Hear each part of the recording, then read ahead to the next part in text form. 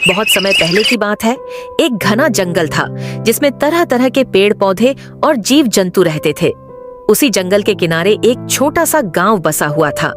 उस गांव में एक लकड़ी काटने वाला रहता था जिसका नाम रामू था। रामू हर दिन जंगल में जाकर पेड़ काटता और लकड़ियां बेचकर अपना पेट पालता। वह मेहनती तो था, लेकिन उसमें एक बहुत बड़ी कमी थी। वह बेहद लालची था। शुरू शुरू में रामू रोज सुबह जल्दी उठता, जंगल जाता, एक दो पेड़ काटता और लौट आता। जो लकड़ियां मिलती उन्हें बेचकर वो थोड़ा बहुत कमा लेता था। उसका गुजारा ठीक ठाक चल रहा था, लेकिन रामू हमेशा सोचता था, अगर मुझे कोई ऐसा तरीका मिल जाए जिससे मुझे ज्यादा लकड़ी मिले और कम मेहनत करनी पड़े तो मैं अमीर बन सकता हूँ ना। एक दिन जब वह जंगल में पेड़ काट रहा था तो उसे एक बहुत पुराना और ऊंचा पेड़ दिखाई दिया। वह पेड़ देखने में खास लग रहा था, जैसे कोई जादुई चीज हो।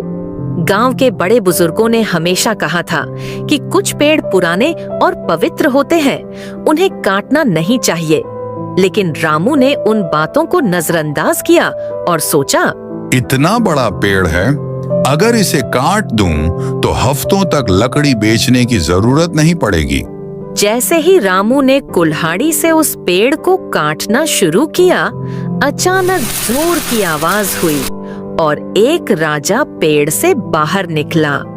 वह गुस्से में था और गरजते हुए बोला, अरे मूर्ख मानव, तुमने मेरे घर पर वार किया है। क्या तुम्हें नहीं पता कि यह पेड़ पवित्र है? रामू डर गया। उसके हाथ से कुल्हाड़ी गिर गई, लेकिन वह चालाक था। तुरंत हाथ जोड़कर बोला, माफ कर दीजिए, मुझे नहीं पता था कि यह आपका घर है। मैं अब कभी ऐसी गलती नहीं करूंगा। राजा थोड़ी देर शांत हुआ और बोला,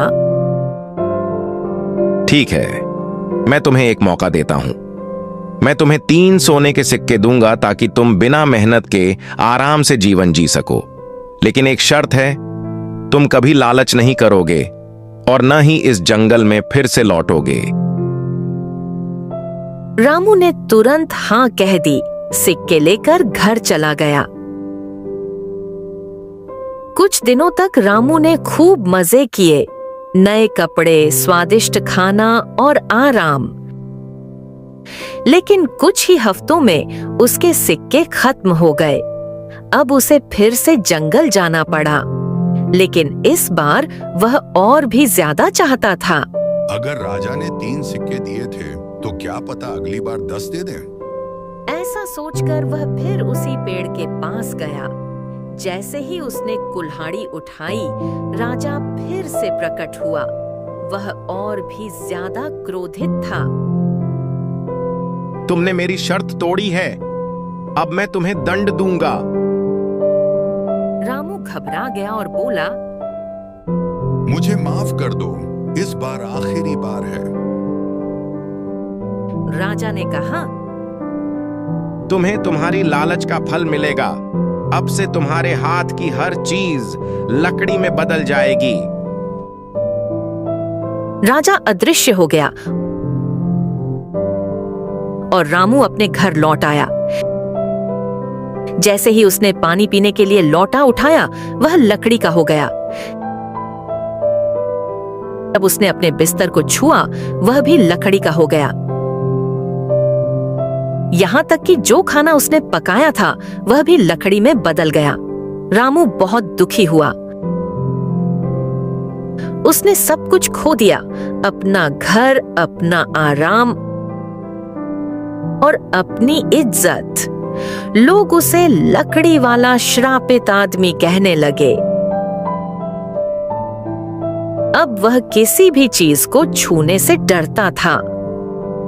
रामू ने अंत में जंगल जाकर राजा से माफी मांगी। उसने सच्चे मन से पछतावा किया और वादा किया कि वह कभी लालच नहीं करेगा।